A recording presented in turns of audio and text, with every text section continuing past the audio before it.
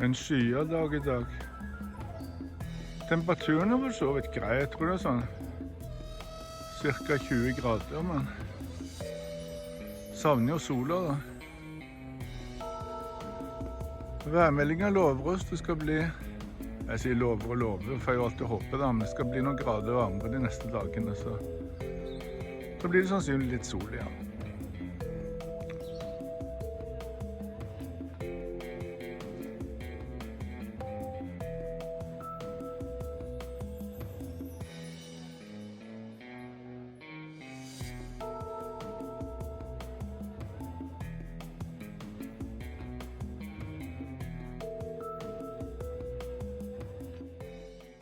Tyrkia varsler rettslige og diplomatiske reaksjoner etter at en karikaturtegning av president Erdogan I dag pryder framsida av satiremagasinet Charlie Hebdo.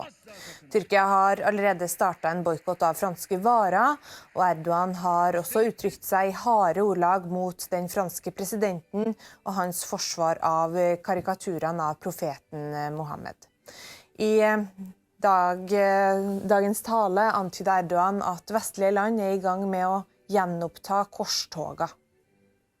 Üzüntüm ve öfkem şahsıma yapılan iğrenç saldırıdan değil, aynı mecranın canımızdan aziz bildiğimiz Peygamber Efendimiz'e aleyhissalatu vesselam yönelik terbiyesizliklerin kaynağı olmasındandır.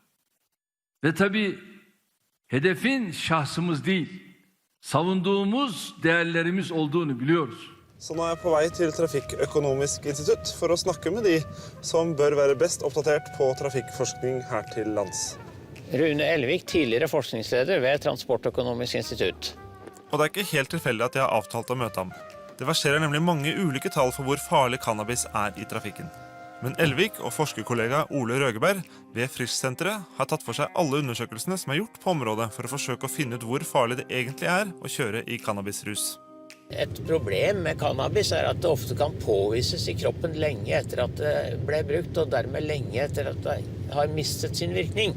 Derfor valgte vi ut de undersøkelser hvor vi kunne være noenlunde sikre på at man var påvirket mens man var ute og kjørte. Og hva fant dere da? Da fant vi I gjennomsnitt for disse studiene at ulykkesrisikoen økte med 30%. 30%. Er det mye eller er det lite? Nei, det er sammenlignet med andre narkotiske stoffer som vi har sett på, og med alkohol er det lite. Det er mindre enn alkohol også? Vi kan jo sammenligne det med å kjøre I mørket. Det er litt høyere risiko ved å kjøre I mørket enn I dagslys, så det er omtrent det samme som med cannabispåvirkning. Men det gjør folk hele tiden? Ja, de gjør jo det, og det er jo vanskelig å unngå det, særlig om vinteren her I landet da, men... Hvordan er det sammenlignet med alkohol for eksempel?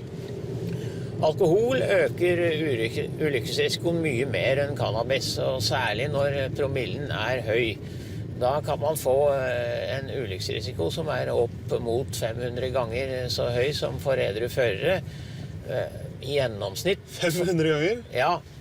Du hørte riktig, og I gjennomsnitt for alle promillenivåer så er personskaderisikoen ca. 36 ganger høyere.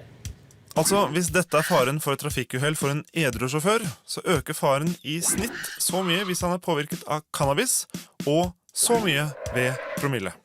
Det er en enorm forskjell, og hvis man prøver å finne ut hva ulike typer ruspåvirkning bidrar med til trafikkulykker, så kommer det største bidraget fra alkohol.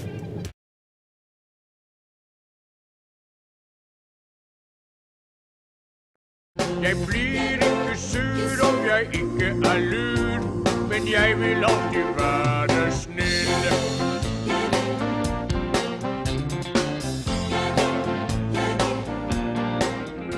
Jeg vil komme I gang med det som har I lenge. Jeg vil komme I gang med det som har I lenge. Alle skyld når han spiller hva som har en seier, og solen har en vei. Jeg kan gå før, han I solen, det litt under solen. Men hva har det å si om din reise vei? Men hva har det å si om din reise vei? Nei, så det sånn, det som han viser, han søgner det triste. Han har det gått på, men det I solen, og han gått på, det litt under solen. NRK Dagsnytt klokken 12.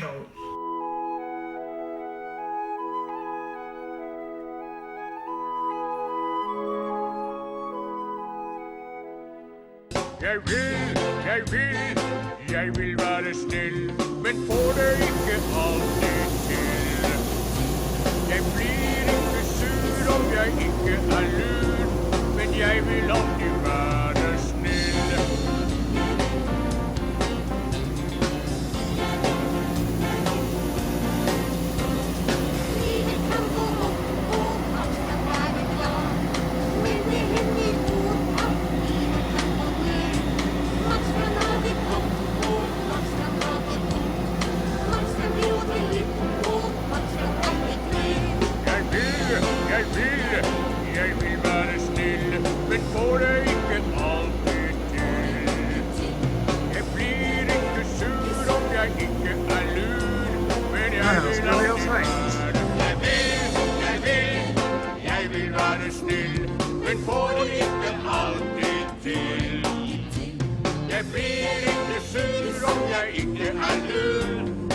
jeg vil alltid være snill.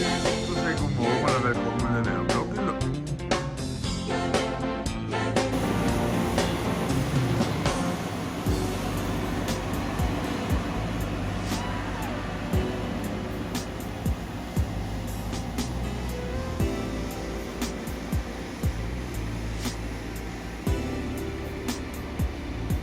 Ja, bra at de holder byen vår ren og fin.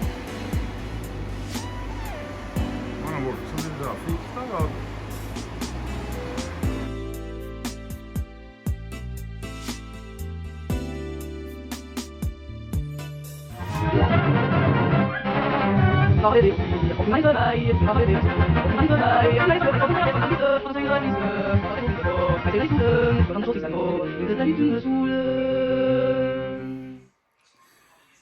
Godt humør, ja.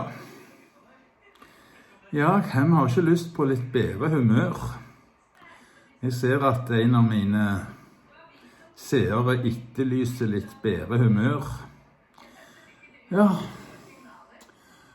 det er i hvert fall ikke regn i dag, så kanskje det går an å komme i litt bedre humør etter værrunden. Stavanger, the most beautiful city.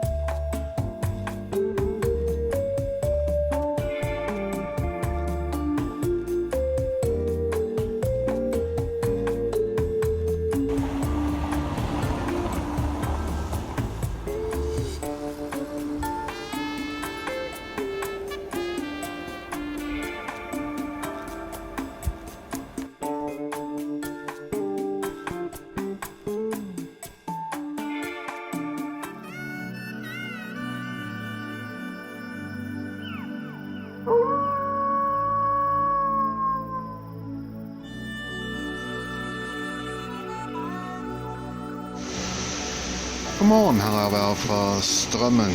Ja, det er blitt, onsdag er det vel i dag, lille julaften. Og det regner ennå. Ja, det regner faen meg et sett, men nå ser vi lys i tunnelen. Så i løpet av dagen så vil sola komme frem, endelig. Og den går ned i dag, hva tid var det da? Halv fem var det det? Ja, det kan godt være jeg tar feil der. Ellers det vil være rundt 9 grader og 6 grader om natten. Det vil komme noe vind fra sør, cirka 6-7 meter i sekund. Ok, det var været her fra Strømmen, så snakkes vi i morgen. Hei, hei!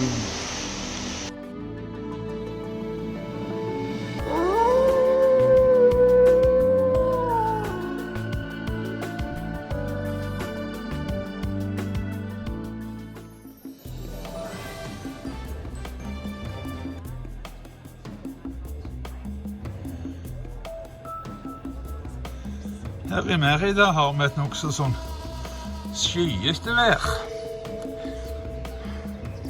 Det er egentlig meldt helt over skyer, men som dere ser så er det jo nokså tynne skyer. Så veldig farlig er det ikke. Men det er klart de holder temperaturen litt nede. Men i løpet av noen få dager nå så får vi opp i 28 grader. Ser frem til det. Ja, så var det dette med godt humør da. Hvor henne finner vi det? Hvordan å kjøpe godt humør? Er det salgs? Kan du kjøpe det meste i dag, men godt humør det har jeg ikke funnet en eneste forhandler av.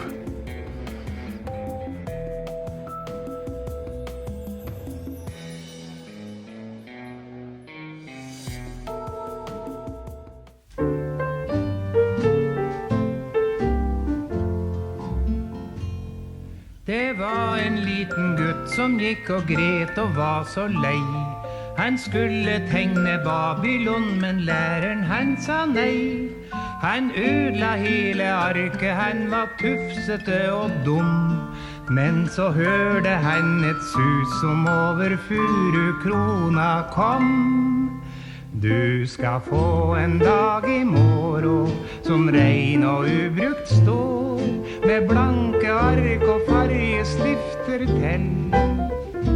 Og der kan du rette opp at alle feil ifra i går, og da får du det så godt i morgen kveld. Og hvis du ikke greier det, og alt er like trist, så skal du høre susen over furua som sist. Du skal få en dag i morgen som rein og ubrukt står, med blanke ark og fargestifter til. Og så vært gutten vaksin, og han gikk og var så lei. Han hadde fridd åt jinta si, men jinta hun sa nei. Han gret i svarte skauen, dette blir min siste dag. Men da kom det over furua, det som å linnedrag. Du skal få en dag i morgen som rein og ubrukt står, med blanke ark og fargestifter til. Og der kan du rette opp at alle feil ifra i går, og da får du det så godt i morgen kveld.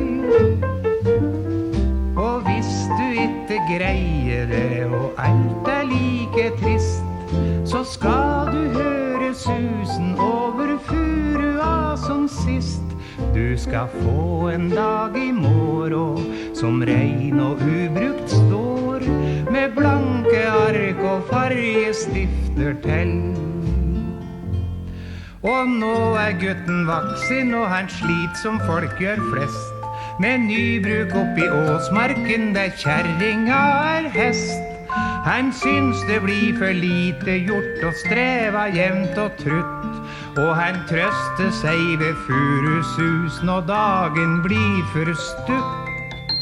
Du skal få en dag i morgen som rein og ubrukt står, med blanke ark og fargestifter til. Og der kan du rette opp at alle feil ifra i går, og da får du det så godt i morgen kveld. Og hvis du ikke greier det, og alt er like trist, så skal du høre susen over furua som sist. Du skal få en dag i morgen som rein og ubrukt står, med blanke ark og fargestifter til. Den evige optimist Alf Prøysen. Jo, kanskje Prøysen hjelper litt på humøret. Det gjør i hvert fall ikke været. Det er trist og overskyet og relativt kjøligt. 19 grader. Ikke noe særlig form, så det beste er å holde seg inne uten å gå ut i det hele tatt. Ja, dere så gjerne i begynnelsen på den videoen som vi brukte til å ha Prøysen på, at politiet drev og kjørte i parken. De er på utkikk etter, det har blitt observert en mopedist uten maske. Nå synes jeg hører noe. Skal vi sette over til webkameraet vårt og se?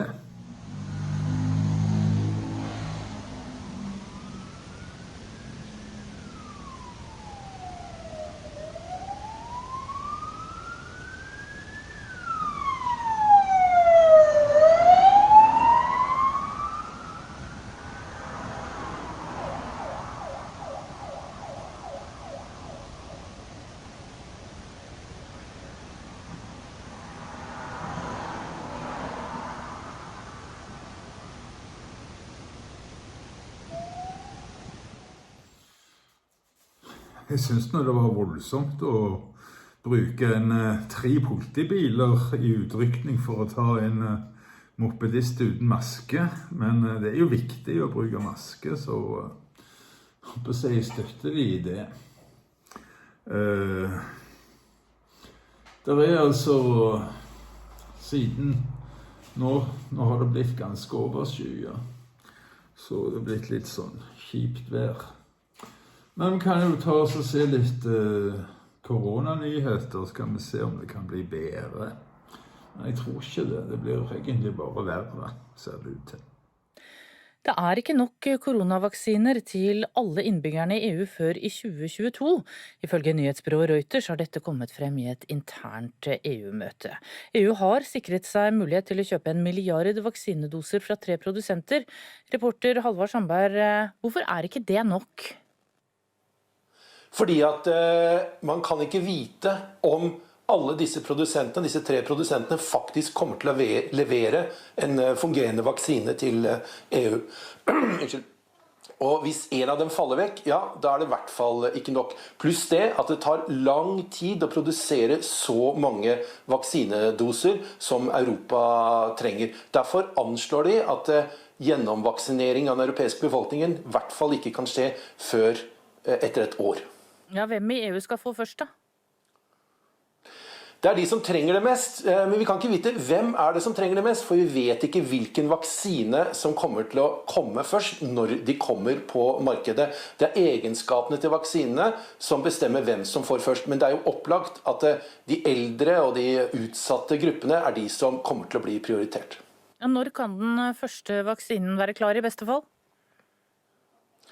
I beste fall så kan den første vaksinen være klar løpet av dette året, altså før vi sier 1. januar. Akkurat når det skjer, det vet vi ikke. Men det vi vet er at da vil det komme få doser til EU, og Norge skal bare få 1%, omtrent 1% av det EU får, slik at det vil være en liten bekk som etter hvert blir en elv som kommer inn til Norge. Men det tar tid. Ja, når tror du vi kan få en vaksine i Norge da?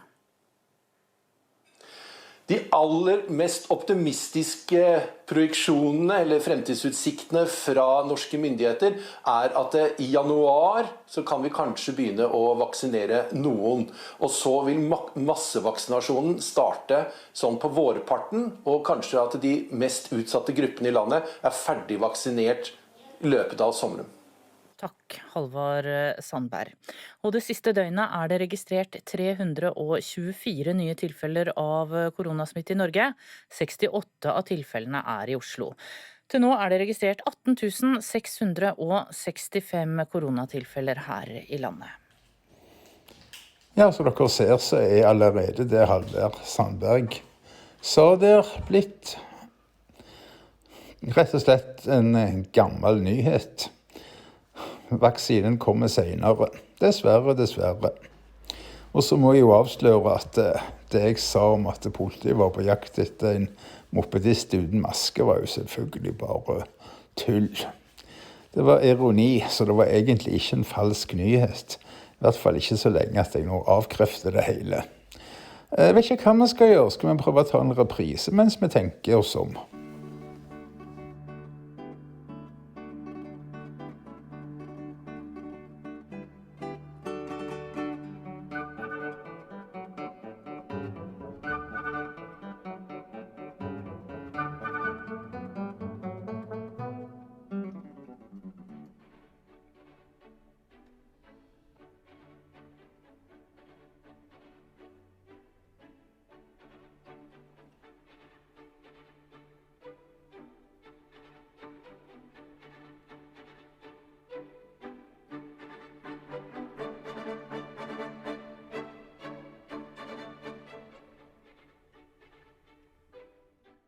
Skole som ligger der nede.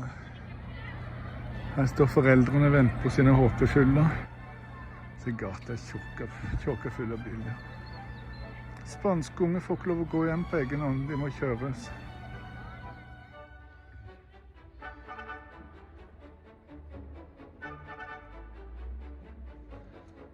Sykehusen er nå liv på den skolen. Det var nær en oppussing ennå.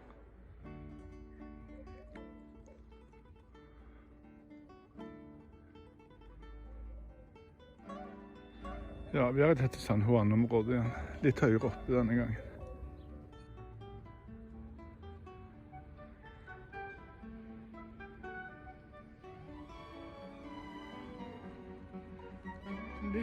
Litt nedslitt, men en del fine hus også.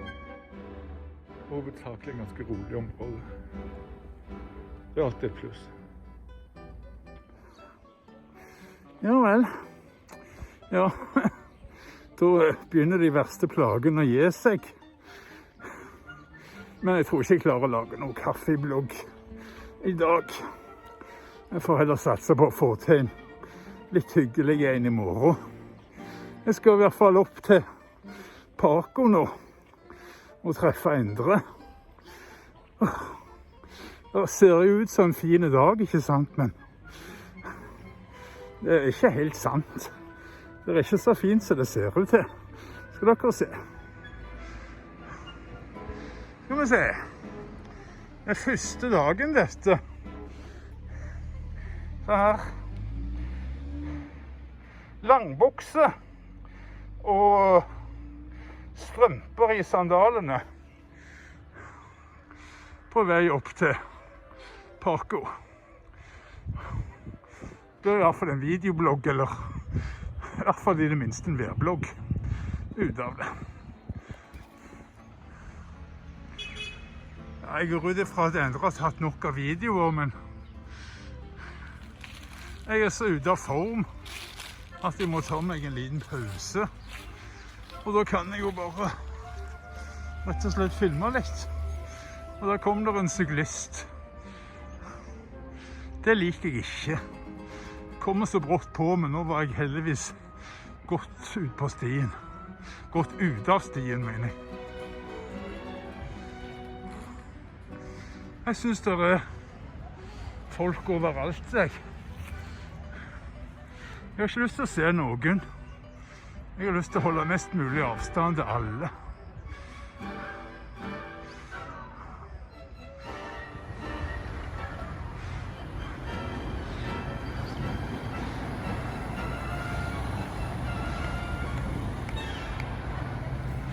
Der er folk overalt, ser dere.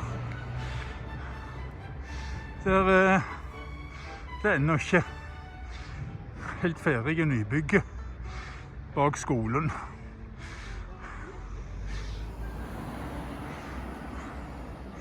Ja, for ikke lenge siden så åpnet jo denne baren her. Det er en Sina. Den vil jeg advare mot, for der kan du ikke betale med kort. Du er nødt for å betale med kontanter. Og det er jo som kjent ganske smittefarlig. Så er jeg på vei bort til Paco. Jeg skal bare få noe pust da.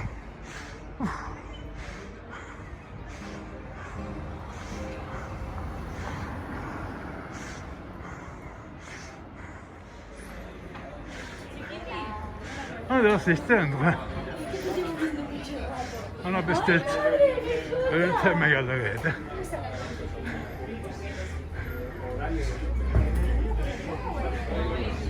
Det er hyggelig.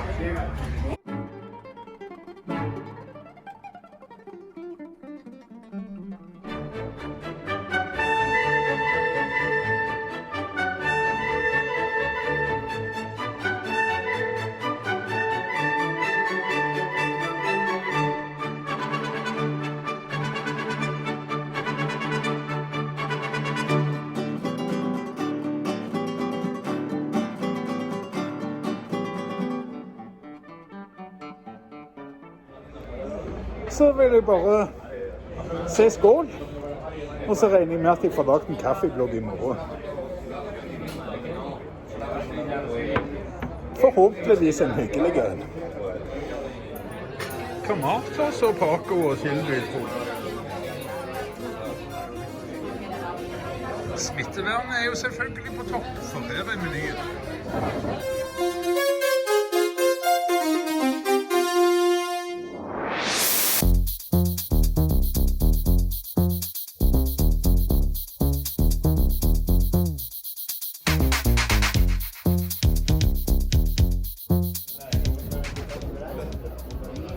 Dette er norsk mat, skulle jeg bare si.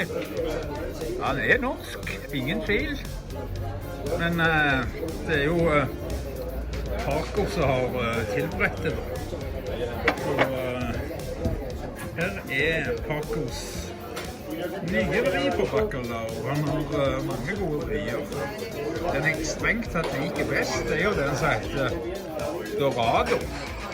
Men jeg må jo prøve denne. Og jeg er sikker på at det kommer til å være veldig, veldig tilfredsstillende.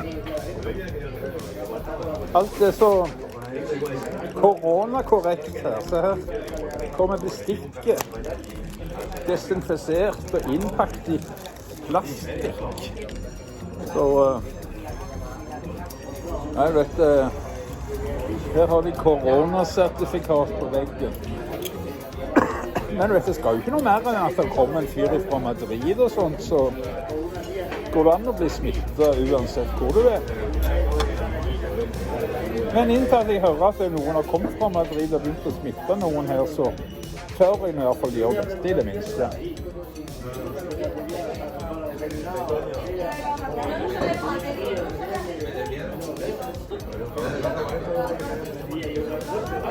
Paco, du skuffer aldri. Ja, den der vanlige husets bacalao, den er 10 av 10. Og denne her er 9 av 10. Og det er egentlig Doradoen også. Helt toppklasse. Utmerket mat, kan bare anbefales.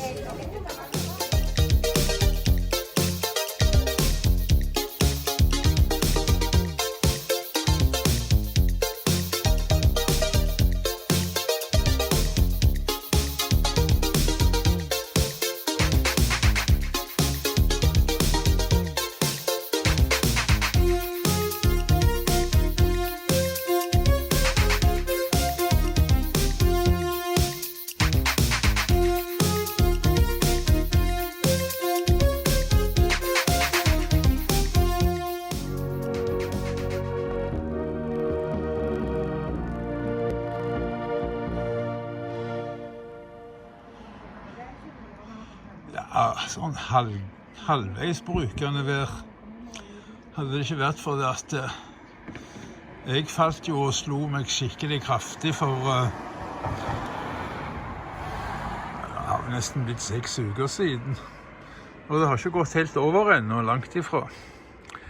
Jeg får sikkert varig arr etter det. Og Endre slo seg for en god uke siden, og han har også hatt det ganske vondt i dag. Men i morgen er det atter en dag. Da skal vi vel ut og få tatt noen nye bilder. Kaffeblogg, det blir det nok ikke lagt, sånn som jeg sa der. Men Arilds blogg, det kommer. Nå skal jeg se litt på noen kommentarer før vi slutter av. Men aller først en liten musikkpause.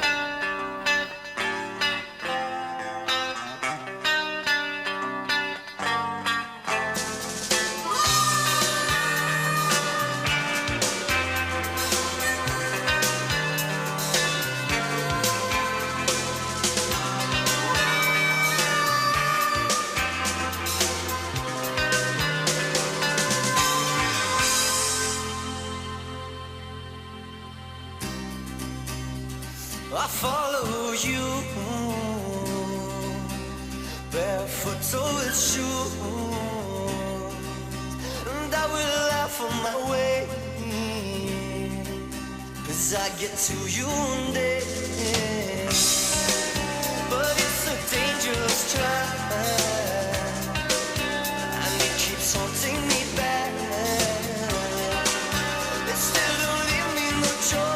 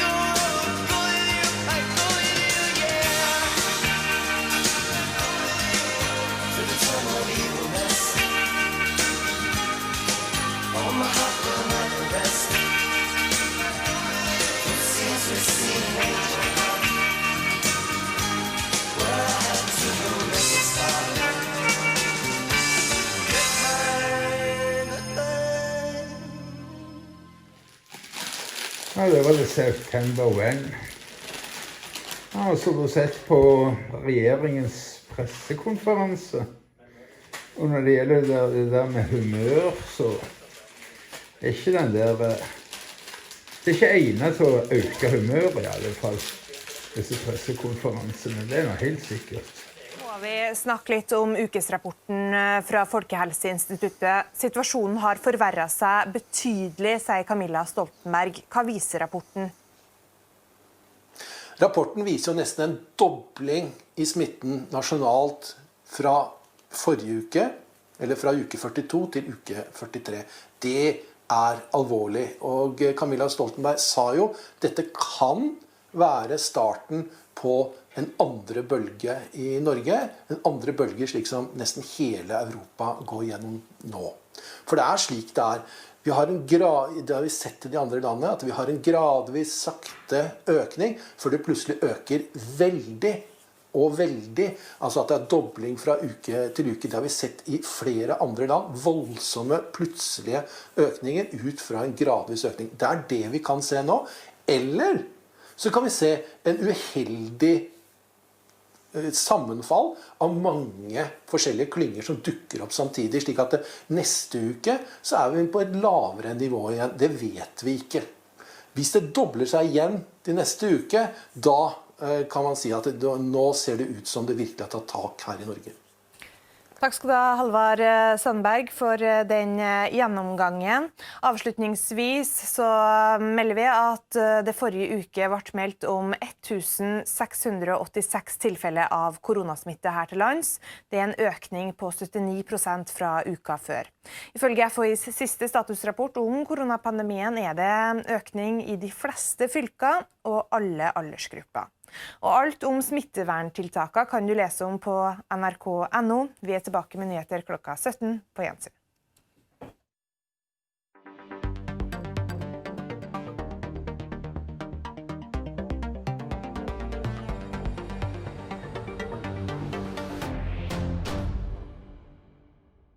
En uke før det amerikanske valget har The Economist beregnet at Donald Trump bare har 4% sjanse for gjenvalg. Det er ikke stort, men kan det være nok? Urix, i kveld 21:20 på NRK1. Urix høres jo ut som reneste skrekkfilmen. Tenk hvis det skulle slå til at Donald fikk 4 nye år. Det hadde vært en katastrofe. Å kalle det en katastrofe at kommentarappen min har låst seg, er vel å bruke litt sterke ord. Men det er jo plagsomt, for jeg får ikke lest kommentarene. Det var en fra Ole, og så var det en som jeg ikke husker navnet på. Ja, bare hei Ole, jeg skal få deg med i morgen. Og det samme gjelder han andre som skrev en veldig, veldig hyggelig kommentar vedrørende plattformenes sensur. Og ja, hyggelig var han jo i og for seg ikke, men han var i hvert fall veldig riktig, hans framstilling av problemet. Med at YouTube driver og sletter kontoer for ingenting. Vi må jo nesten ha med et klipp fra hva som skjer med Frankrike, altså. Jeg synes det er helt på trynet. Nå angriper muslimene Macron. Det er helt på trynet, hva? Protestene mot Frankrike og president Emmanuel Macron sprer seg i den muslimske verden. Bakgrunnen er uttalelsene om at Macron vil godta karikaturtegninger og kjempe mot radikal islam etter drapet på en lærer i Paris. Titusener av rasende menn i Dakas gater, i protest mot Frankrike.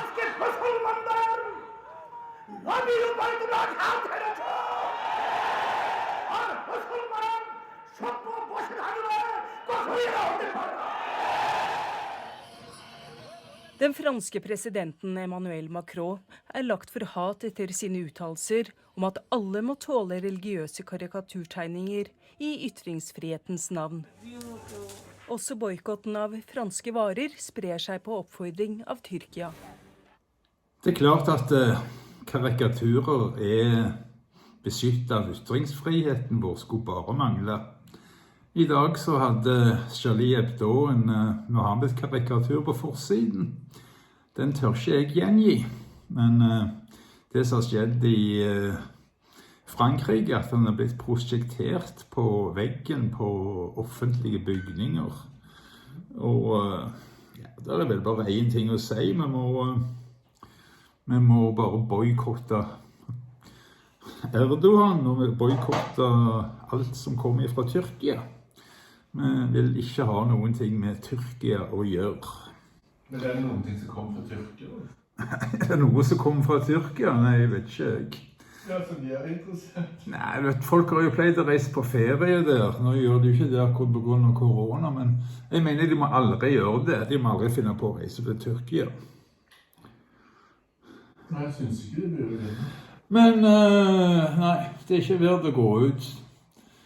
Dere skal få en siste værsveip. Ja, det er jo noe så kjølig da. Det skal heldigvis stige snart. Så vi har ikke hatt den siste utepilsen.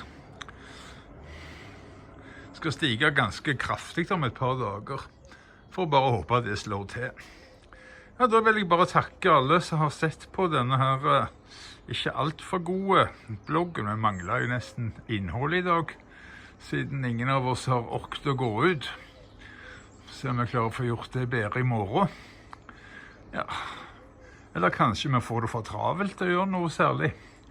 Etter slutttekstene nå, helt til slutt, etter de er ferdige, skal dere få se en pressekonferanse, de av dere som kan spansk, som jeg synes var litt interessante.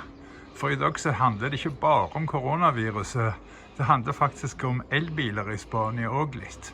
Men selvfølgelig blir det snakket om koronaviruset. Så ha en koronafri dag, alle sammen.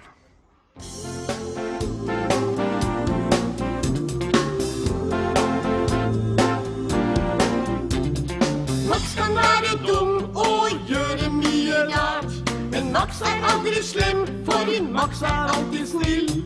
Max kan være trist, og Max kan fort bli lei, men Max er aldri slem, for Max vet hva han vil.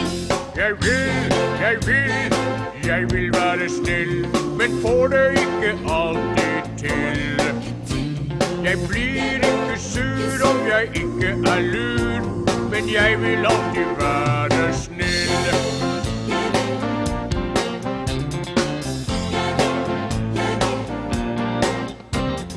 Livet kan gå opp, og Max kan være glad, men det hender også at livet kan gå ned.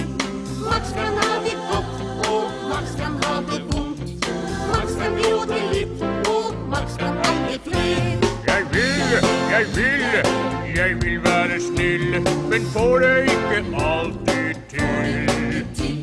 Jeg blir ikke sur om jeg ikke er lur, men jeg vil alltid være. Jeg vil være snill, men får det ikke alltid til. Jeg blir ikke sur om jeg ikke er lur, men jeg vil alltid være snill.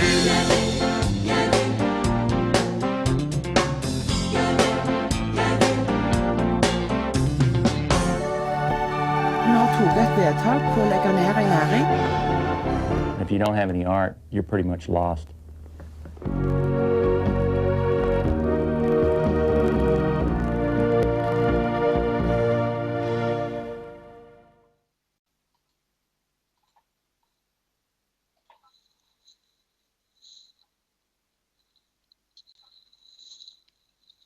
Buenos días a todas y a todos. Gracias por acudir a la convocatoria de la Junta de Extremadura. Me acompaña la consejera para la Transición Ecológica y Sostenibilidad de la Junta de Extremadura y entre la consejera y yo daremos cuenta de los asuntos de consejo que se han acordado hoy en la sesión ordinaria de Consejo de Gobierno.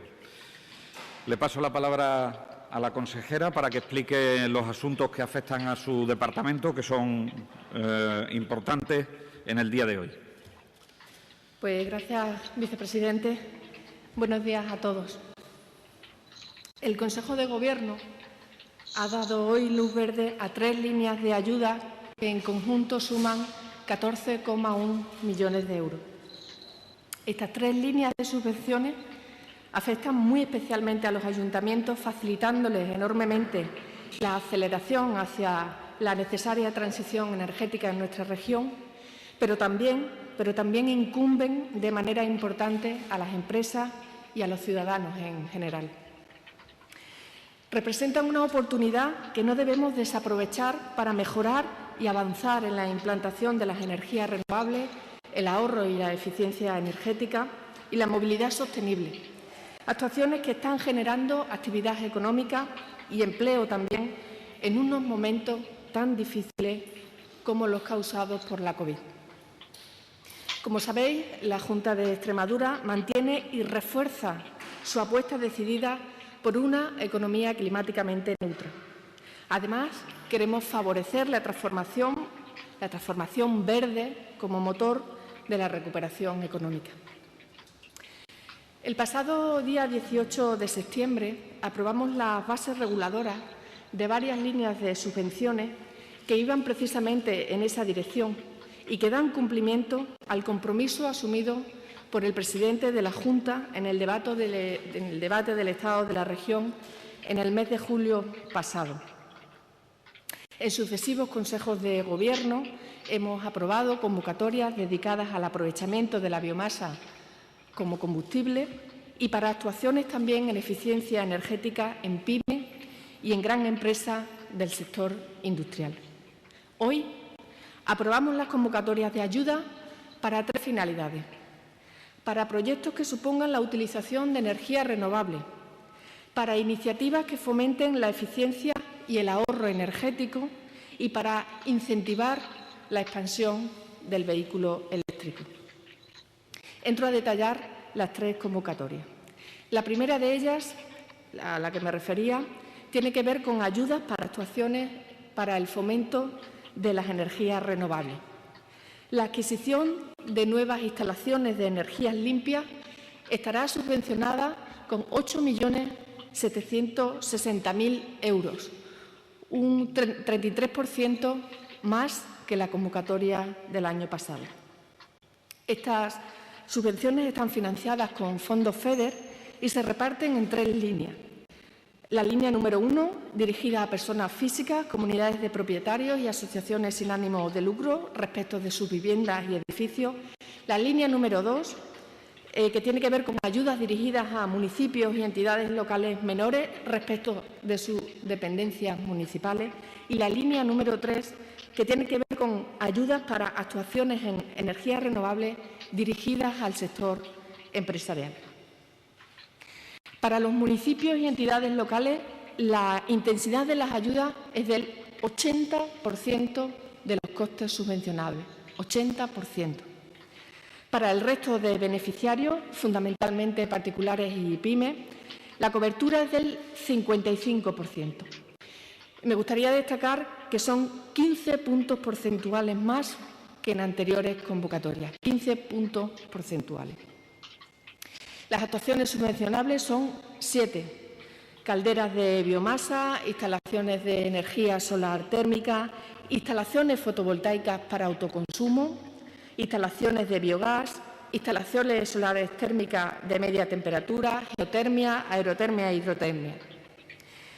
Las ayudas son de concesión directa y la convocatoria es abierta y los interesados dispondrán de 6 meses desde su publicación en el Diario Oficial de Extremadura para solicitarlo. Siempre, y esto es muy importante, hasta que no se publique en el DOE no se puede presentar la solicitud y, por supuesto, tiene que ser con carácter previo al inicio de la ejecución de las actuaciones o las inversiones proyectadas.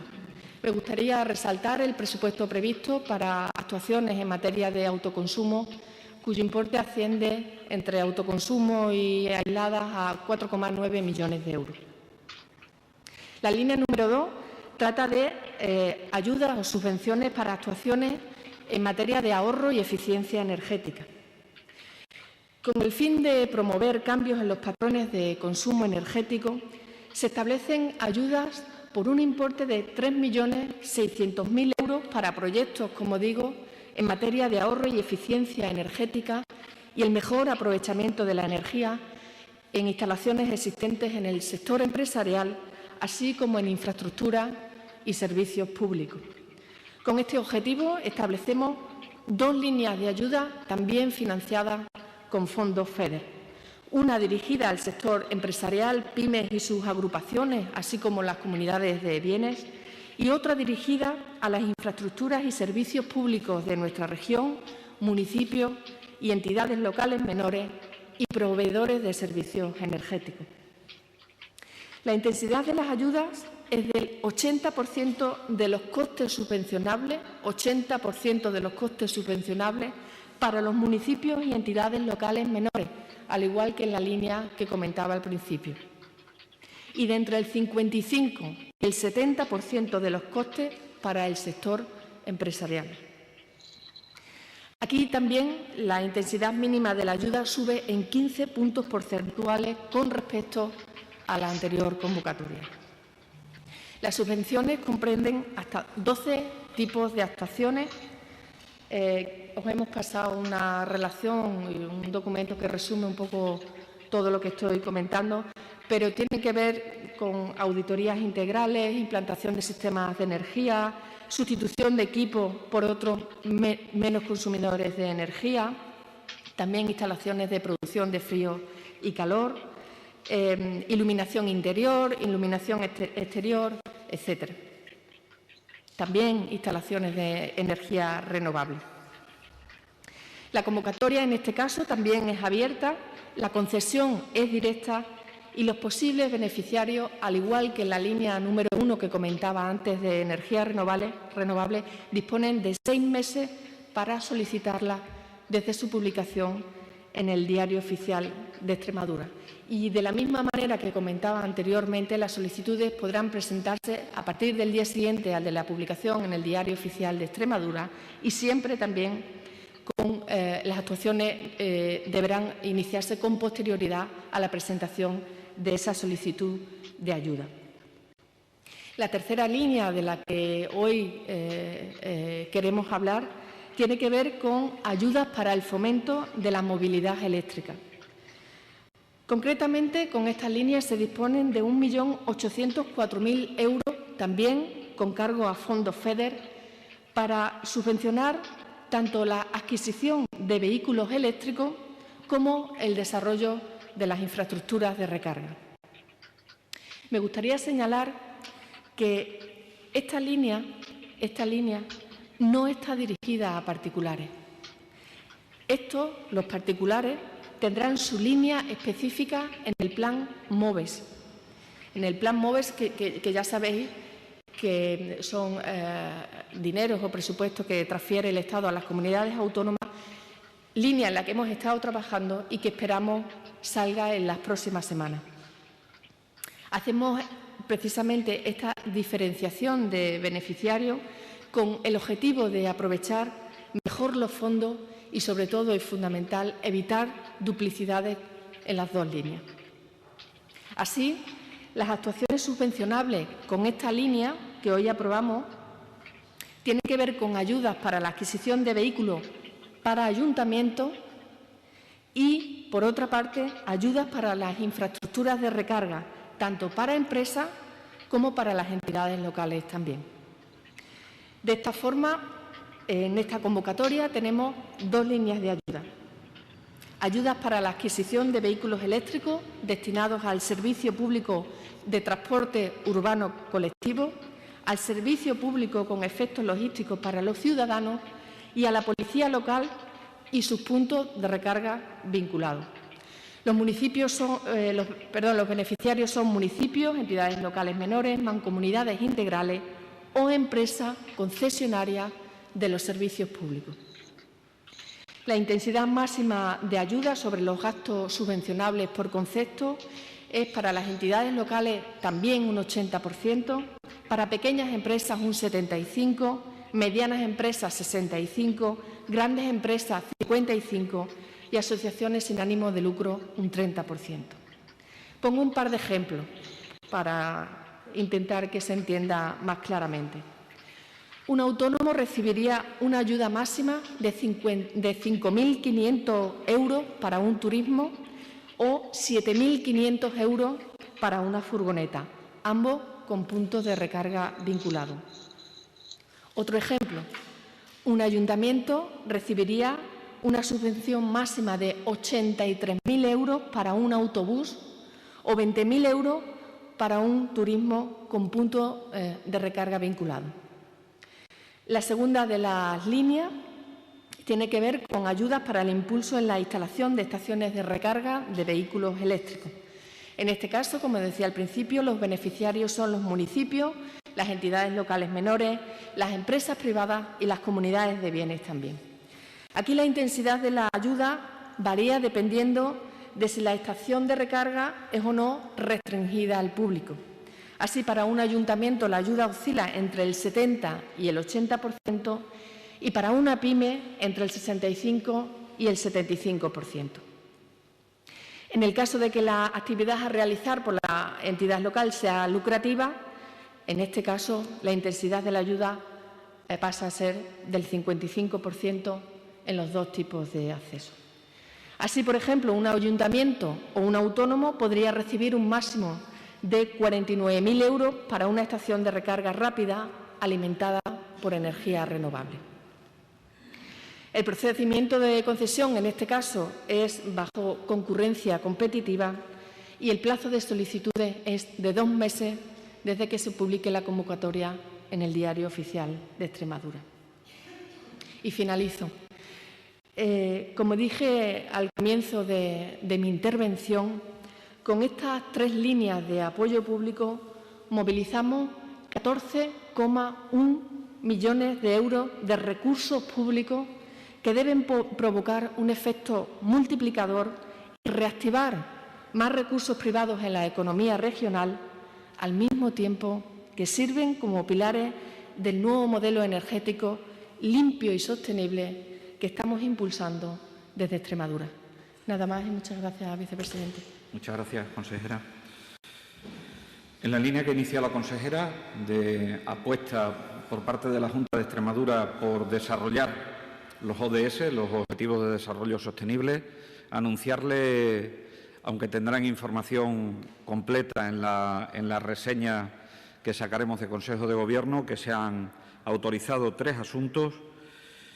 Uno que tiene que ver con la Consejería de Economía, Ciencia y Agenda Digital, que claramente impacta o incide sobre el Objetivo 9 de Desarrollo Sostenible y que tiene que ver con la autorización de convocatorias a entidades locales de menos de 5.000 habitantes para la ejecución de proyectos de implantación, desarrollo, mejora, despliegue o ampliación de redes de fibra óptica.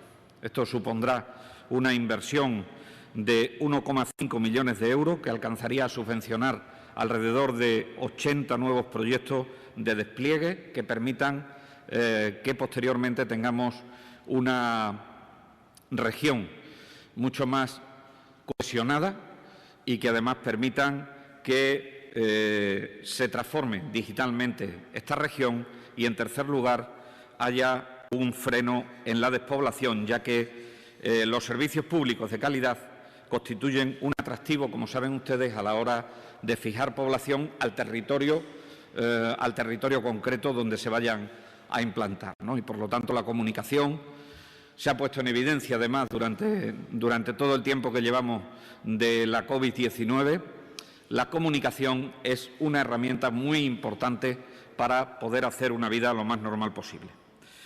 En segundo lugar, referirme también a que adoptamos una medida que impactará sobre el Objetivo 15º de Desarrollo Sostenible.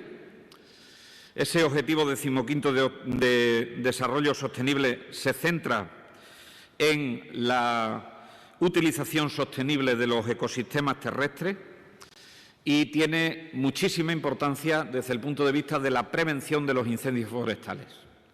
Es conocido, es sabido que los incendios se previenen en las épocas de otoño e invierno para que no ocurran durante el verano. Por lo tanto, se ha autorizado a la Consejería de Agricultura, Desarrollo Rural, Población y Territorio para la contratación de obras que conllevarían en ambas provincias trabajos preventivos para la conservación y mejora de infraestructuras forestales y tratamientos selvícolas.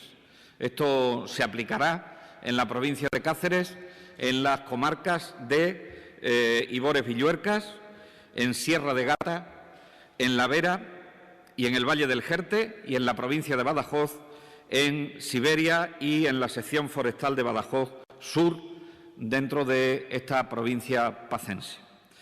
Los beneficiarios van a ser propietarios públicos y privados y la inversión en el total de la medida es de 3,1 millones de euros. Se trata de acondicionar los montes, se trata de acondicionar todo lo que tiene que ver las infraestructuras forestales, fundamentalmente, ya digo, en los montes, para que no ocurran desgracias en el verano, o al menos logremos prevenirlo.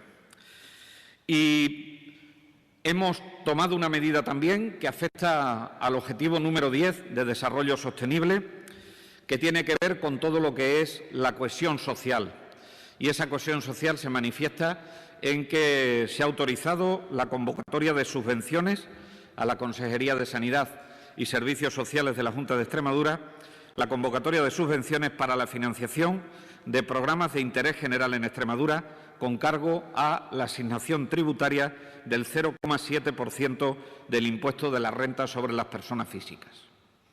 Es quizás el proyecto que nos permite aterrizar en lo que contribuimos cuando hacemos nuestra declaración de la renta poniendo la X en la casilla de fines sociales, que no es incompatible con ponerla en la casilla de la Iglesia, pero que sin duda ninguna el poner la X en la casilla de fines sociales nos permite que Extremadura pueda invertir 7,4 millones de euros en la financiación de proyectos de interés general, de acción social, que conllevan la atención de población vulnerable o en riesgo de exclusión social.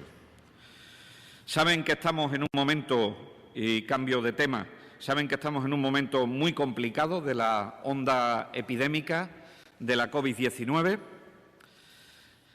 Saben que en los consejos de gobierno ya es habitual que traigamos medidas que los técnicos de salud pública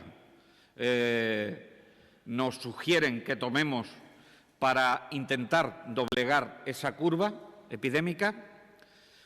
Y en este sentido decirles que hemos adoptado medidas que van a afectar alrededor de 68.000 extremeños y extremeñas, que paso a detallarles. Finaliza la vigencia de las medidas de aforo adoptadas en las localidades de La Parra, de Llerena, de Montijo, de Navalmoral de la Mata y de Ribera del Fresno. No vamos a tomar ninguna decisión, es decir, vamos a dejar de caer las medidas que estaban adoptadas en la localidad de La Parra.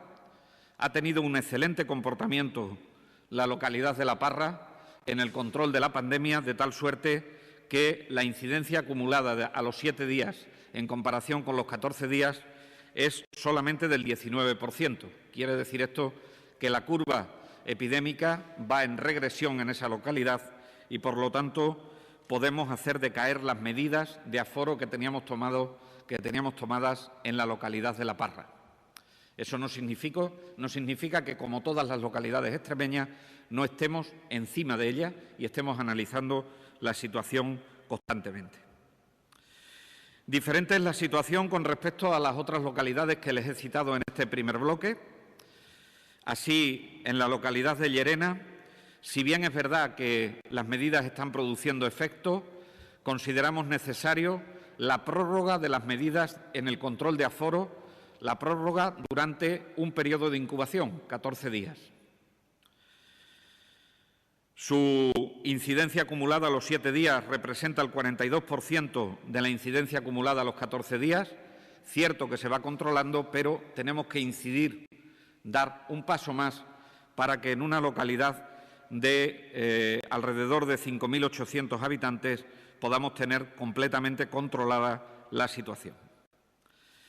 En las localidades de Montijo, de Navalmoral de la Mata y de Ribera del Fresno, prorrogaremos las medidas de control de aforo durante medio periodo de incubación, durante 7 días. Eso nos permitirá que la localidad de Montijo, que va evolucionando favorablemente, la localidad de Navalmoral, que va evolucionando favorablemente, y la localidad de Ribera del Fresno, que saben ustedes que está muy artefactada su incidencia acumulada por todo lo que ha ocurrido dentro del centro de la Providencia, pero cuya transmisión comunitaria es bastante menor, seamos capaces de estabilizarla en el tiempo. Por lo tanto, proponemos prórroga y así se hará en cuanto se publique en el Diario Oficial de Extremadura para esas localidades. Tomamos decisiones de reducciones de aforo, por un incremento importante en la incidencia acumulada tanto a los 14 como a los 7 días y un índice de positividad también importante en sus PCRs, sin que en este momento nos esté dando síntomas de mejoría en los últimos días, en localidades que representan alrededor de 20.000 extremeños y extremeñas. Esas localidades son Olguera, son Santa Amalia, son Herrera del Duque, Arroyo de la Luz, Torremejía, Bienvenida, Aillones y Santa Marta de los Barros. Localidades donde se tomarán medidas excepcionales de control de aforos que tienen que ver con o que son similares a las tomadas en otras localidades.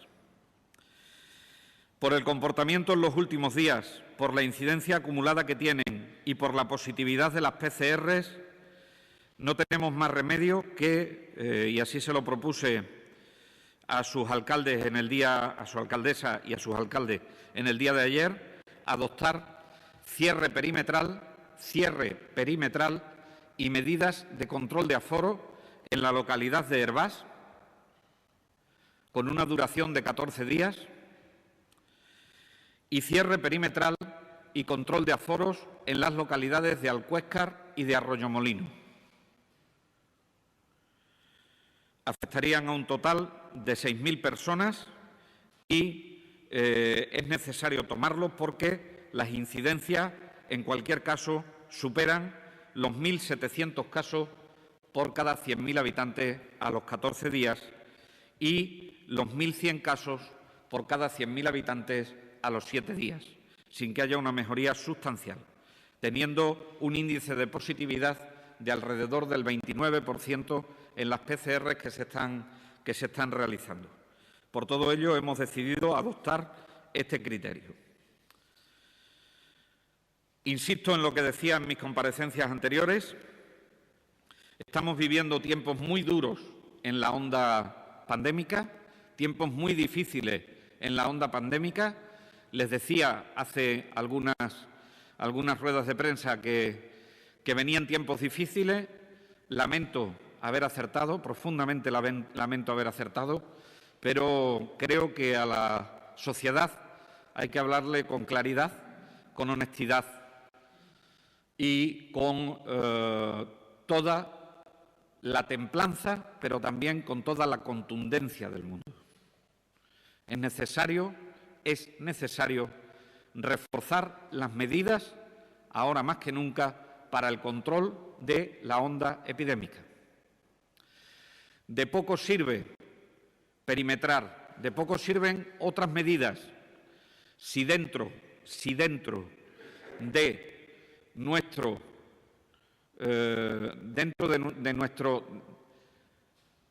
nuestra actuación individual no están contempladas esas medidas que nos van a proteger a nosotros y que van a proteger al resto de las personas del coronavirus. E insisto, por favor, aquellas personas por supuesto que sean positivas. Les pido que guarden el aislamiento que les han indicado en su centro sanitario con el que se hayan puesto en contacto. E insisto, aquellas personas que son contactos estrechos, que independientemente del resultado de la PCR, o si se le ha hecho PCR o no se le ha hecho PCR, se le ha indicado que como contacto estrecho tienen que permanecer aislados durante 10 días, por favor que lo cumplan. Por favor que lo cumplan. Estamos viendo que aparte del ocio no controlado, estamos viendo que aparte de las reuniones familiares, se pueden estar dando situaciones de las que nos avisan los municipios en las que este control vamos a proceder a intensificarlo a través de dos elementos fundamentales. Uno, el traslado de información de aquellos que tienen que realizar aislamiento a la delegación del Gobierno de Extremadura y, en segundo lugar, actuaremos desde el punto de vista normativo para que podamos, respetando la Ley de Protección de Datos, darle también la situación de las personas que tienen que guardar aislamiento a las policías locales. De tal suerte que seamos capaces de poder cumplir con nuestro deber de ciudadanos, con nuestro compromiso como ciudadanos y con nuestro compromiso como sociedad para controlar algo que ha sido y que está siendo muy difícil de controlar, como es la COVID-19. Por mi parte, nada más, y abrimos un turno de preguntas sobre los temas que ustedes estimen oportunos.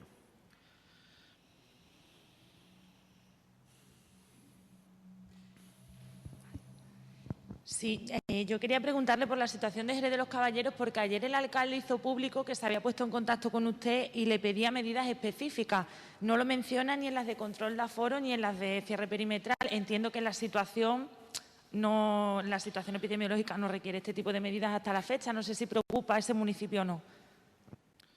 Jerez de los Caballeros, les recuerdo que se encuentra con medidas de aforo en este momento, con medidas de aforo similares a la fase 2, que lleva 5 días y que los resultados en estas situaciones no empiezan a verse hasta los 7 días. No obstante, celebraremos Consejo de Gobierno extraordinario el viernes y lo que yo hablé ayer con el alcalde de la localidad es que vigilaremos muy estrechamente la incidencia en Jerez de los Caballeros y si las medidas no diesen resultado, y hubiese que adoptar otro tipo de medidas, las adoptaríamos sin ningún problema. Pero en este momento las medidas de control de aforo llevan 5 días exclusivamente y, desgraciadamente, el resultado de las medidas no se ven hasta que no pasa al menos medio periodo de incubación.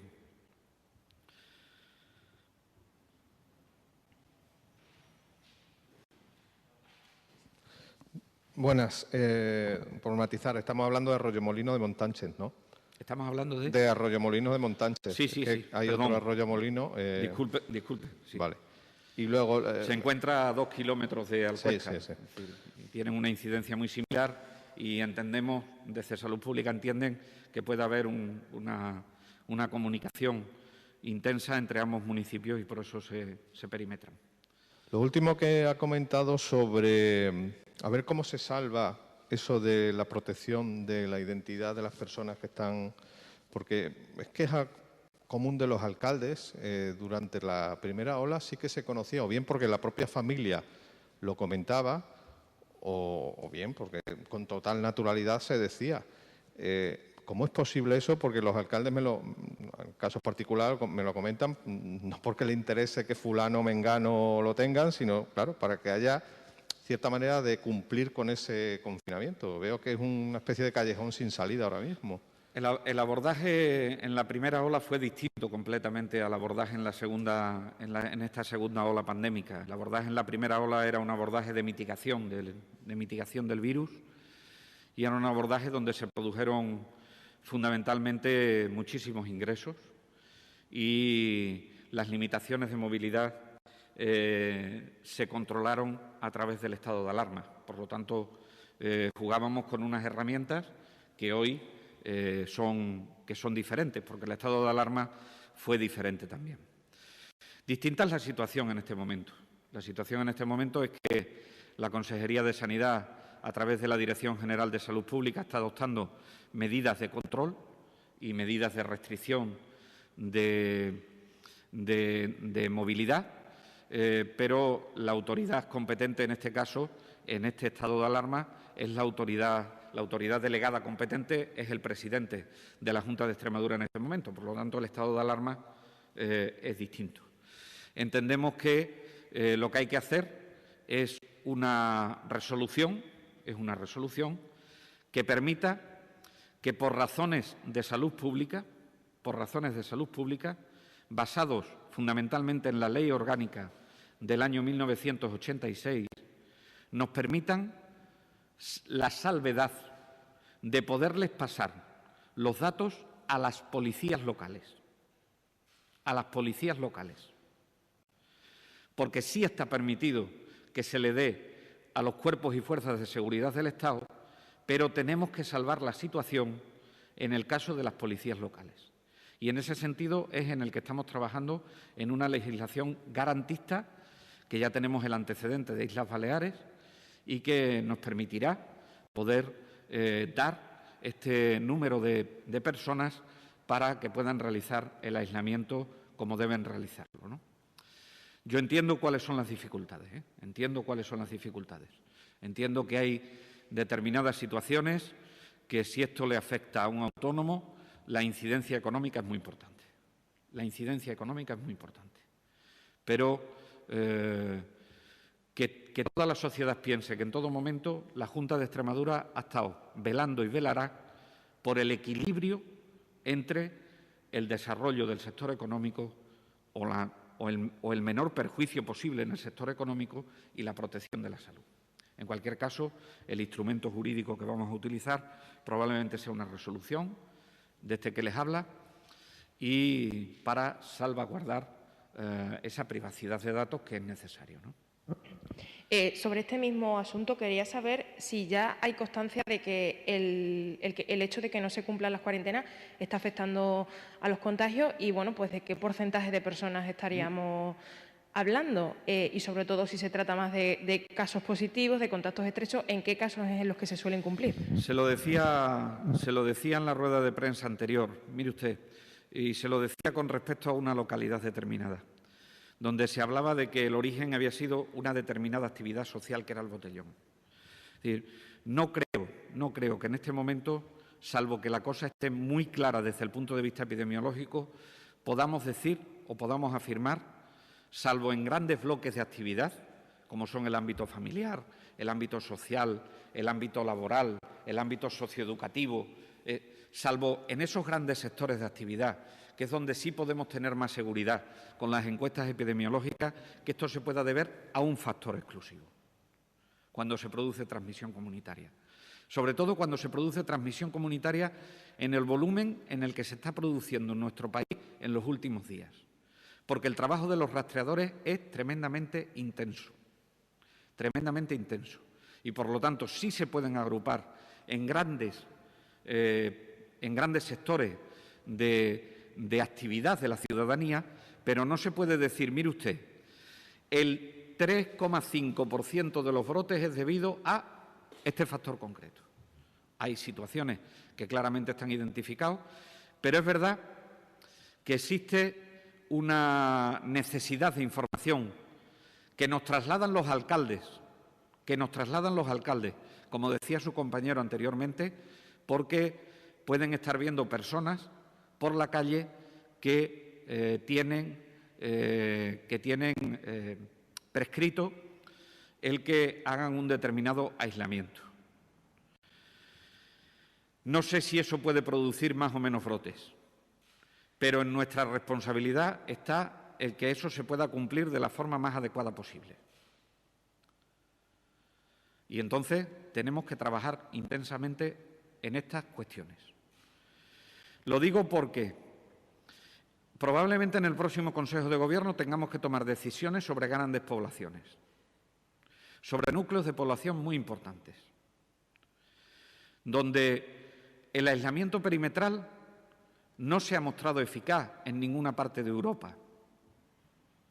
Sí, en los núcleos de población pequeños, pero en los núcleos de población grandes no. Y tenemos que controlar todos los factores que puedan generar algún tipo de riesgo, incluido este. Por eso no puedo ser más explícito en el número de brotes que pueden estar ocasionando, pero que sin duda ninguna dentro de los socios familiares pueden estar incluidos algunos brotes que se puedan estar dando por que en un determinado momento, por alguna razón concreta, se pueda llevar a cabo. ¿Y dónde es más frecuente? Pues mire usted, es más frecuente en los contactos directos. Es más frecuente en los contactos directos. Generalmente, cuando uno tiene una PCR positiva, suele quedarse en casa. Suele quedarse en casa. La falta de adherencia a la recomendación de quedarse en casa, se suele dar más en los contactos estrechos cuya PCR inicial ha sido negativa. O, habiéndose hecho la PCR y siendo contacto estrecho, se incumple hasta que le dan el resultado de la PCR. Y esto es algo que en este momento de transmisión comunitaria nos tenemos que tomar en serio.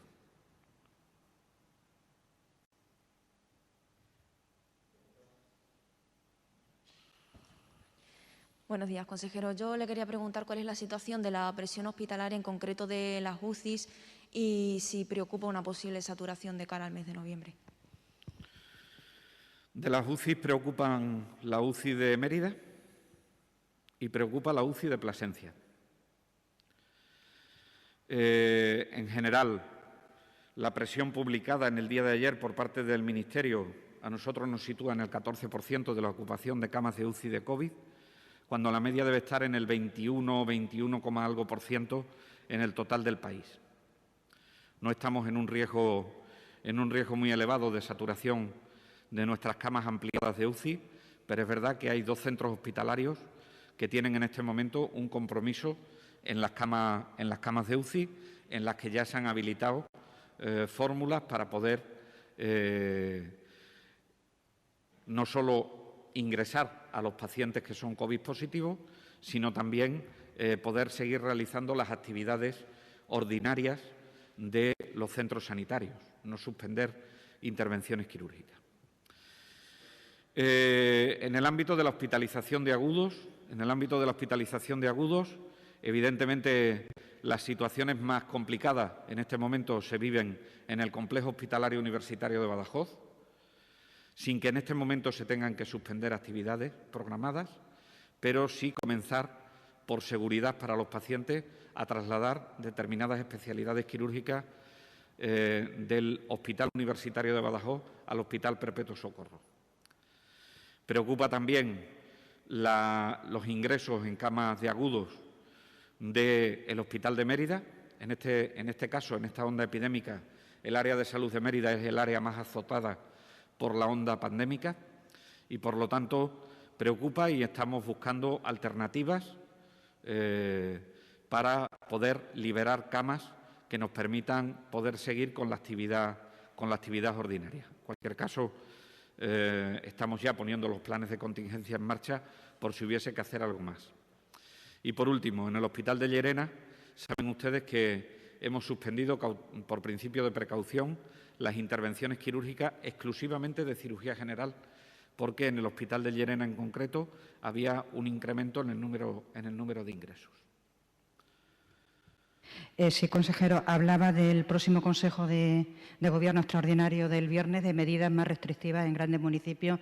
Imagino que no lo va a querer avanzar, pero estamos hablando de Mérida, que acaba de decir Evidentemente nos preocupa Mérida. Ayer corrió por las redes sociales un bulo que se cerraba perimetralmente Mérida. En ningún caso hemos hecho esa consideración desde el ámbito de la salud pública. Estamos analizando la incidencia. Sepan ustedes que Mérida, su incidencia está muy artefactada por los centros sociosanitarios que están afectados. Le estoy hablando del centro de Rosalba, le estoy hablando del centro del Prado, le estoy hablando del centro de las Hermanitas, le estoy hablando del centro sociosanitario, pero indudablemente hay una transmisión comunitaria que yo creo que tendremos que abordar y que sería bueno abordarlo también en cuanto fuese posible, ¿no?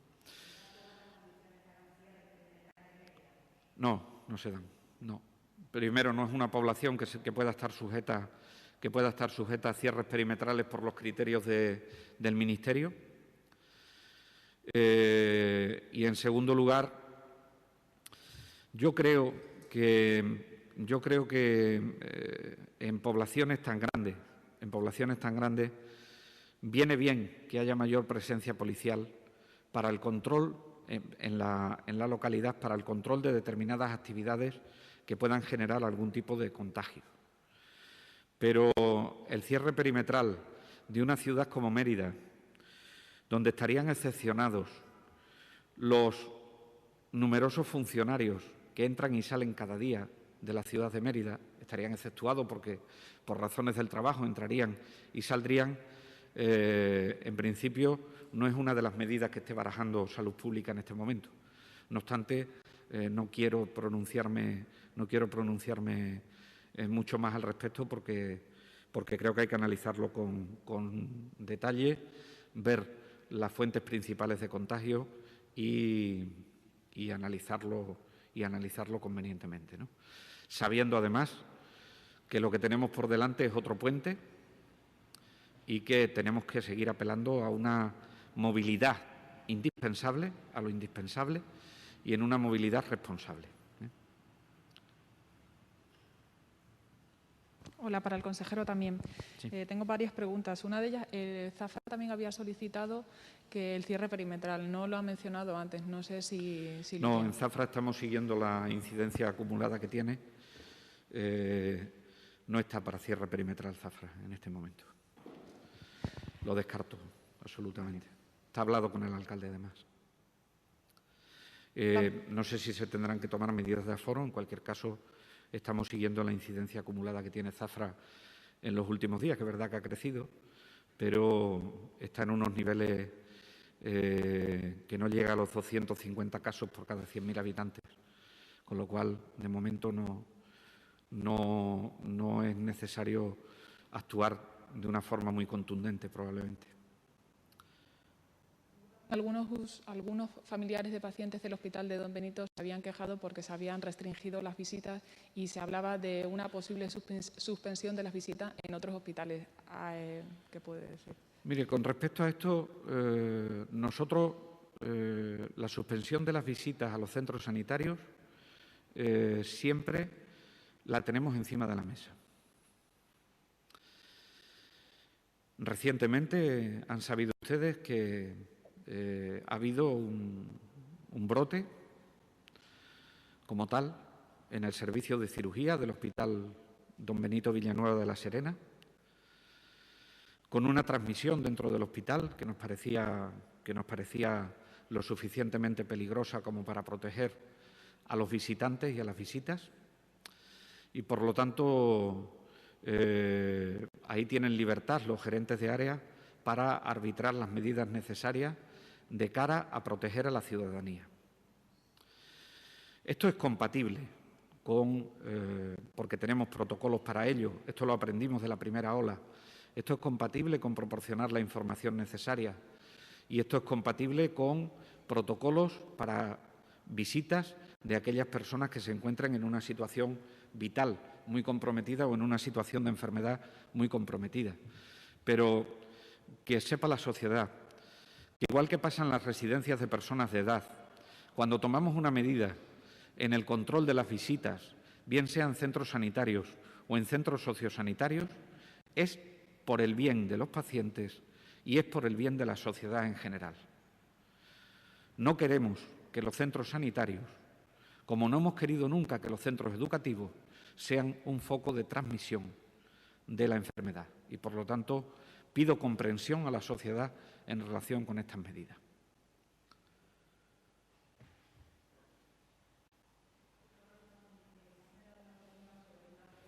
Se ha generado una polémica sobre unas declaraciones suyas de ayer en Almoral de la Mata a uno de los manifestantes sanitarios. Sí. Antes de entrar a ese hospital, para ver si puede matizarnos esas palabras. No, es que creo que no merece la pena matizar. Quiero decir, yo con todo el cariño del mundo y creo que en ningún tono amenazante, me parece que hay muchos médicos que se han dejado la piel,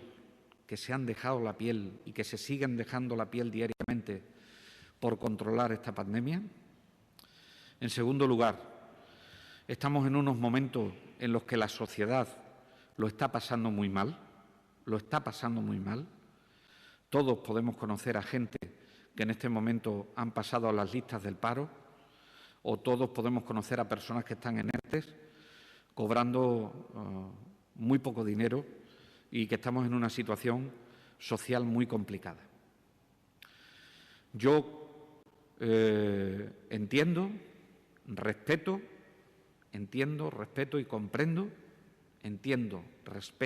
y comprendo los motivos que tiene un determinado sindicato para convocar una huelga. Pero, mire, el comentario que le hice al facultativo pudieron ser más o menos acertadas, pero intentaron estar cargadas de sentido común e intentaron estar cargadas de protección de la visión y de la valoración que la sociedad hace de los médicos de este país.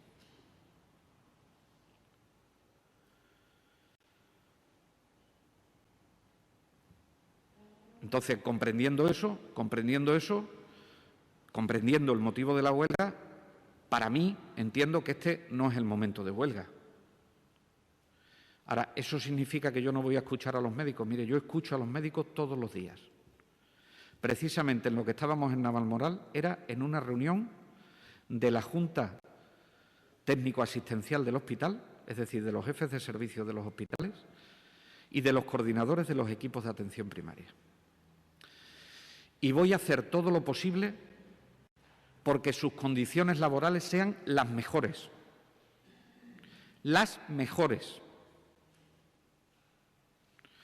Pero quiero que unas declaraciones que se hicieron en un tono para nada amenazante,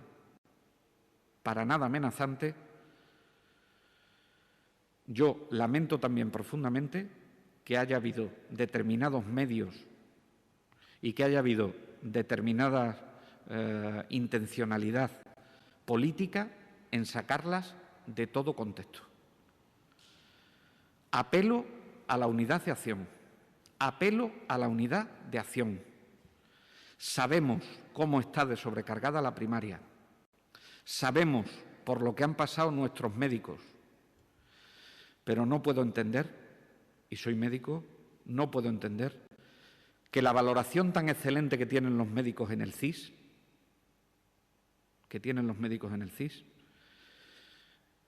se deteriore porque hay mucha gente trabajando en el sector sanitario que se está dejando la piel.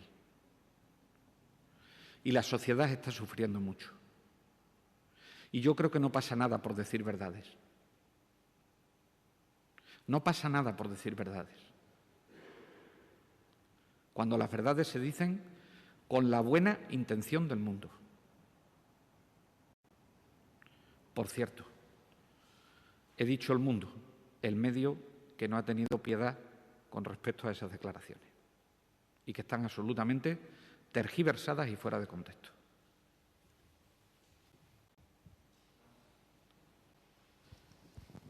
Tres cuestiones breves. No sé si ha dicho el dato y perdón, entonces me he perdido. ¿Cuál es la incidencia acumulada en Hervás, Arroyomolinos y Alcuéscar? En Hervás la incidencia acumulada a los 14 días son 1.861, a los 7 días 1.685. La incidencia a los 7 días supone el 90% de la incidencia a los 14 días.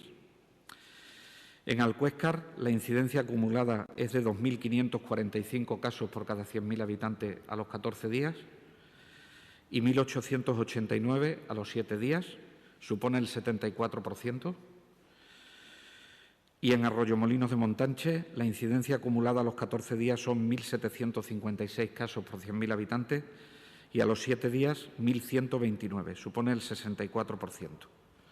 El índice de positividad en Hervás de las PCR es de 21,6 y en las otras dos poblaciones el índice de positividad de las PCR es del 29%. Le he entendido que el viernes, si Jerez de los Caballeros de aquí al viernes no mejora, va a haber otra medida, la última que quedaría, que es el cierre perimetral, o en el caso de Jerez es imposible. No queda el cierre perimetral. ¿Perdón? No queda el cierre perimetral. Afortunadamente, desde que adoptamos las medidas en Jerez, hasta ahora se ha producido un hecho muy relevante desde mi punto de vista, que es que hemos sido capaces de llegar a un acuerdo en el Consejo Interterritorial donde se nivelan los riesgos y donde se adoptan medidas en función del nivel de riesgo. Quedan reducir aforos todavía. Quedan reducir aforos todavía. Es decir, el cierre perimetral es cuando entendemos que las poblaciones tienen mucha movilidad, que están saliendo, que están intercambiando y que pueden ser objeto de que el virus entre o el virus salga. En cualquier caso, yo no descarto nada, no descarto ni el cierre perimetral ni descarto medidas más restrictivas en reducción de aforo, pero todavía queda margen en reducción de aforo. Estamos en unas medidas de reducción de aforo de Jerez de los Caballeros que, insisto, lleva 5 días, que todavía no tenemos noticias fidedignas de cómo va evolucionando. Sí que en los últimos días nos ha preocupado el incremento, pero que pudiéramos tomar decisiones a este respecto. Jerez tiene dos inconvenientes. Uno, el término municipal, es el cuarto de Extremadura, es inmenso. Y luego tiene cierta movilidad los trabajadores del Grupo Gallardo y Cristian Ley, con lo cual no es tan fácil. Por eso. Entiendo que a la hora de valorar una medida de ese tipo se mete todo en el... Sí. Ayer hacía un comentario muy acertado el presidente de la Junta de Extremadura en sus redes, los cuerpos y fuerzas de seguridad en este momento probablemente debamos pensar ponerlos a vigilar las actuaciones que tenemos como sociedad más que en vigilar vehículos que entran y salen. ¿Cuándo entraría en vigor el cierre perimetral de Hervás, Arroyomolinos y Alcuéscar? Pues si nos da tiempo a publicar hoy a las 12 de esta noche. Si no, pues sería mañana.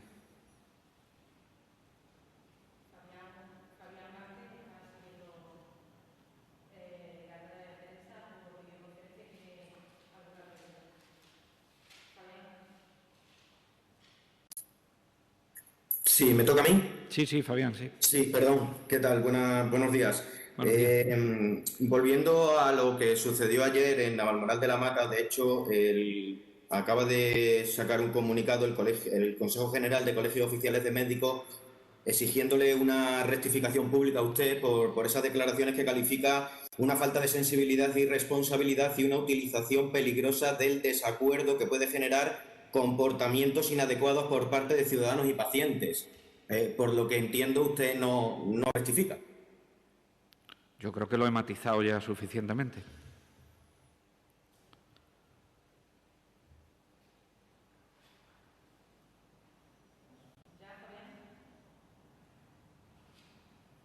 No se oye, Fabián. No se oye. Que si es la respuesta, sí, claro. Sí, la respuesta es que yo claramente lo dije en el sentido precisamente de evitar lo que dice el Consejo General y, por lo tanto, pues en ese sentido creo que estaba dando una recomendación, no estaba dando no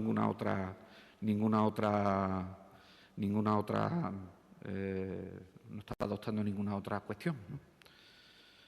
Entonces, yo es que creo que no hay ninguna amenaza ni hay ningún riesgo, es simplemente un comentario que se hace, insisto, pido perdón a quienes les haya podido molestar, pero que en cualquier caso estaba describiendo una situación en la que no me gustaría que la profesión se viese afectada por la reclamación de unos derechos laborales que son totalmente legítimos, ¿no?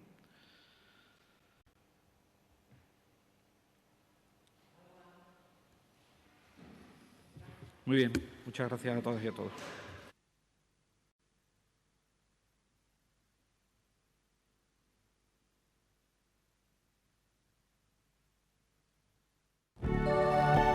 Nå tok et vedtak på å legge ned en næring. If you don't have any art, you're pretty much lost.